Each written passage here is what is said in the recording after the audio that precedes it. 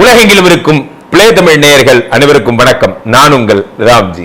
இந்த ஒரு பதிவுல ஒரு மிகப்பெரிய ஒரு விஷயத்தை பார்க்க போறோம். என்னன்னா 5 கிரகங்கள் ஒரே இடத்தில் கூட போகிறது. 5 கிரகங்கள். நீங்க இந்த கட்சியை சேர்ந்த தலைவர் இவர், இந்த கட்சியை சேர்ந்த தலைவர் இவர், இந்த கட்சி தலைவர் இவர், இந்த கட்சி தலைவர் இவர், ஒரே மேடல உட்கார வைங்களேன் பார்ப்போம். எவ்வளவு பெரிய கஷ்டங்கிறது. இவரோட கொள்கை வேற, இவர் கொள்கை வேற, இவர் கொள்கை வேற, ஆனா எல்லாருமே டான்.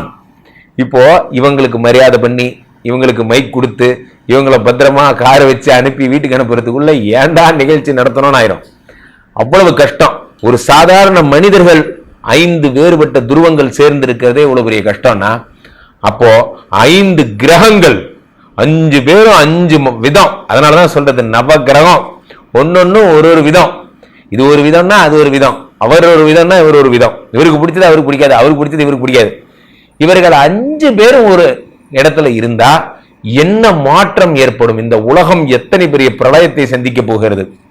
இந்த உலகம் யார் யாருக்கெல்லாம் குழந்தை பிறக்க போகுது? இந்த உலகத்துல எத்தனை பேருக்கெல்லாம் கல்யாணம் ஆக போகுது? யார் யாருக்கெல்லாம் வேலை கிடைக்க போகுது?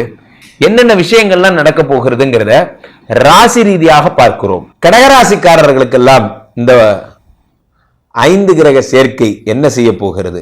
5 கிரக சேர்க்கை மட்டுமா உங்களுக்கு செய்ய போகிறது? 5ஆம் வீட்டில் இருக்கக்கூடிய அதிபதியாகப்பட்ட செவ்வாய் ராசியில் அமர்ந்து, ராசியிலே செவ்வாய் அமர்ந்து இருப்பதாலும், குரு பகவான் 11ஆம் வீட்டில் இருப்பதாலும் என்னென்ன விளைவுகள் எல்லாம் உங்களுக்கு ஏற்பட போகிறது? சொல்லில் மாறாத ஒரு அற்புதமான விஷயங்கள் எல்லாம் ஏற்பட போகிறது.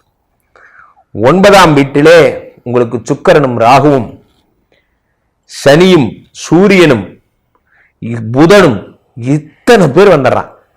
எங்க அப்பாடி அப்பா. 2ஆம் வீட்டுல 2 கூடிய தனாதிபதி சூரியன் 3 கூடிய புதனோடு சேருகிறார்.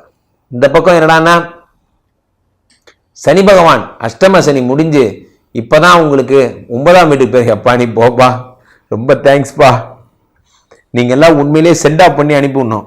ஆமாப்பா, ஆமா சார், இந்த ஆள் என்ன படுத்தின பாட்டுக்கு சென்ட் ஆஃப் வேற பண்றாங்க, சென்ட் ஆஃப்.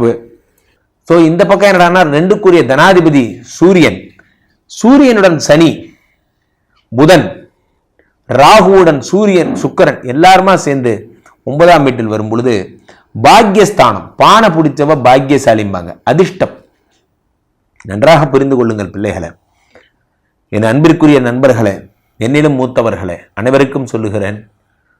9ஆம் இடமாகப்பட்ட அதிர்ஷ்டம்ங்கிற ஒரு இடத்துல இத்தனை கிரகங்கள் சேரும் பொழுது என்ன விதமான பலன்கள்லாம் கிடைக்கும்னு முதல்ல உங்களுக்கே தெரியாது. ஏன்னா இதெல்லாம் என்ன பண்ண போறோங்கிறது அந்த கிரகங்களுக்கே தெரியாது. சில சம்பவங்கள் பார்த்தீங்கன்னா நமக்கே தெரியும், இது நடக்கணுங்கிறதுக்காக தான் இது நடந்திருக்கு போல இருக்கு. நல்லா யோசிச்சு பார்த்தீங்கன்னா, ஒரு 5 வருஷத்துக்கு முன்னாடி நீங்க எதுக்கெல்லாம் அழுதிங்களோ, எதுக்கெல்லாம் வருத்தப்பட்டீங்களோ, எதுக்கெல்லாம் கவலைப்பட்டீங்களோ, இப்ப யோசிச்சு பார்த்தீங்கன்னா அதெல்லாம் உங்களுக்கே காமெடியா இருக்கும். இதுக்கு போயாடா உட்காந்து அழுதுன்னு இருந்தோம் நம்ம அப்படின்னு. நாம் வளர வளர வளர வளர பிரச்சனைகள்லாம் சின்ன சின்ன சின்ன சின்னதா தெரியும். நம்ம சின்ன சின்ன நமக்கு பேச தெரியாம இருந்திருப்போம், நமக்கு பழக தெரியாம இருந்திருப்போம், நமக்கு ஒரு ப்ராப்ளத்தை ஹேண்டில் பண்ண தெரியாம இருந்திருப்போம். ஆனா நம்ம வளர வளர வளர வளர இதெல்லாம் ஒண்ணுமே இல்லைங்கிறது நமக்கு இப்ப தெரிய வருது. கடகராசிக்காரர்களுக்கு அதிர்ஷ்டத்தில் இத்தனை கிரகங்கள் இருக்கும் பொழுது உங்களை அந்த அதிர்ஷ்டம் உங்களை கூட்டிட்டு போகும். அதான் ஆச்சரியம். என்னைக்குமே பாத்தீங்கன்னா எல்லாரும் சொல்லுவாங்க, உங்களுக்கு லக் இருக்கு, உங்களுக்கு என்னப்பா அதிர்ஷ்டம், அதிர்ஷ்டத்துல ஜெயிச்சுட்டான். அதிர்ஷ்டம் கூட யாருக்கு வரும்னு ஒண்ணு இருக்கு, நல்லா புரிஞ்சுங்க. அவர்கிட்ட இல்லாத ஏதோ ஒரு ஸ்பெஷல் பாயிண்ட் அவர்கிட்ட இருக்கிறதுனாலதான் அதிர்ஷ்ட தேவதை அவர்கிட்ட வருது. அது என்ன ஸ்பெஷல் பாயிண்ட்?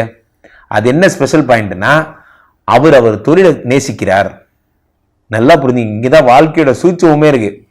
நீங்க எந்த பணியை வேணா செய்யுங்க, நீங்க எந்த பணியை நேசிக்கிறீங்களோ, ரொம்ப நேசிச்சு ஆரம்பிச்ச அந்த பணியை செய்ய ஆரம்பிச்சிட்டீங்கன்னா அதுக்கான அதிர்ஷ்டம் உங்க வீடு தேடி வரும். சார், நான் இதை எழுதி தரேன், வேணா பத்திரம் போடுங்க, கையெழுத்து போட்டு தரேன்.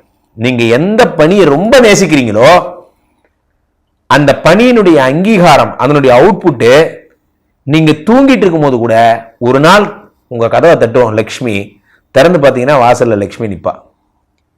ஆனா அந்த பணியை அப்படி நேசிக்கணும், நீங்க பைத்தியம் மாதிரி யோசிக்கணும். இப்படி நேசித்தவர்கள் மட்டும்தான் வாழ்க்கையில் மிக உயரத்திற்கு சென்றிருக்கிறார்கள். நல்லா புரிஞ்சுக்கணும். அதுக்கு பின்னாடி இருந்த வலிகளும் வேதனைகளும் உழைப்பும் முயற்சியும் எத்தனை எத்தனை எத்தனை பேசிட்டு இருக்கிற இந்த நேரம் நண்பர்களே, இரவு. இது எங்களுக்கு இங்கே இரவு. இதுக்கு மேலே தான் தம்பி இங்கிருந்து பாண்டிச்சேரி கிளம்பணும். இதுக்கு பின்னாடி எவ்வளோ உழைப்பு, இதனுடைய வியர்வை, இதெல்லாம் ஒரு நாள் பொண்ணாக மாறும். நல்லா புரிஞ்சுங்க, உங்களுடைய வியர்வை ஒரு நாள் பொண்ணாக மாறும்.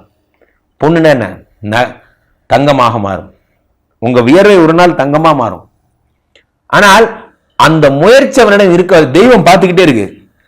ரொம்ப ஒர்க் பண்றான், நல்லா பண்றான்ல, அவன் மைண்டுக்குள்ள என்ன இருக்கு பாக்குற.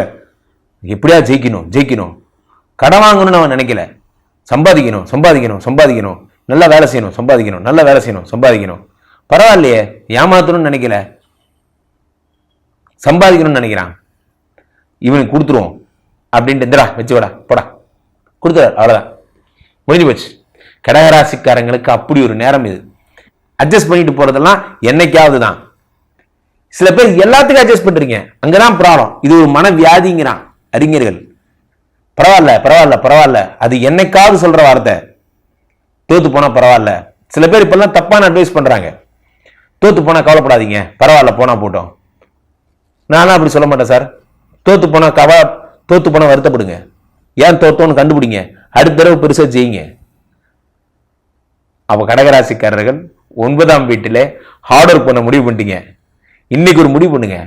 இனி நாம் தூங்குறது 1 மணி நேரம் தான், 2 மணி நேரம் தான் போதும். 3 மணி நேரம் தூங்கலாம், அதிகபட்சம் 4 மணி நேரம்.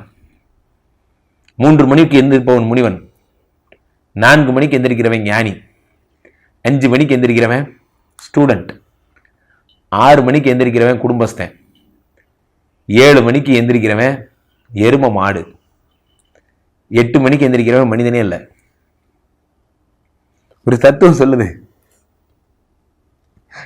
நான் 9 மணிக்கு தான் எந்திரிப்பேன் குருஜி. இல்லை நான் 7க்கு மேல பேசல. ஹார்ட் ஒர்க் பண்ண கத்துக்குங்க சார். நம்ம ஒர்க் பண்றதை பார்த்து டயர்ட் ஆகி நமக்கே நம்மளை பார்த்து பெருமையா இருக்கணும். நான் தான்டா இனிமேல் வந்து நின்னா தர்பாரு. ஒர்க் பண்ணிட்டே இருக்கேன். ஒர்க் பண்ணிட்டே இருக்கிறவங்களுக்கு எந்த டென்ஷனும் வராது. எந்த மெசேஜும் படிக்க தேவையில்ல, டிவியில் என்ன நடக்குதுன்னு பார்க்க தேவையில்ல, எதுவுமே பார்க்க தேவையில்ல, வேலை செஞ்சுட்டே இருந்தா போதும். ஸோ கடகராசிக்காரர்கள் கண்டிப்பா ஜெயிக்க போறீங்க. கொஞ்சம் ஹார்ட் ஒர்க் பண்ணுங்க. இந்த வெட்டி முண்டம் வீணா போன தண்டம் இது ரெண்டுத்தையும் உங்க பக்கத்துல இல்லாம எல்லாத்தையும் அவாய்ட் பண்ணிருங்க. நீங்க கண்டிப்பா ஜெயிப்பீங்க. கீழே போயிட்டு இருக்க இந்த 2 நம்பர் கூப்பிடுங்க. உங்களுடைய சொந்த ஜாதகத்தை பார்த்துக் கொள்ளுங்கள். அதே மாதிரி உலக புகழ் வாய்ந்த நமது ஸ்ரீமடத்திலே தினசரி நடக்கின்ற விஷ்ணுமாயா யாகங்களில் கலந்து கொண்டு உங்கள் ராசிக்கேற்ற பூஜைகளை ஹோமங்களை செய்து கொள்ளுங்கள்.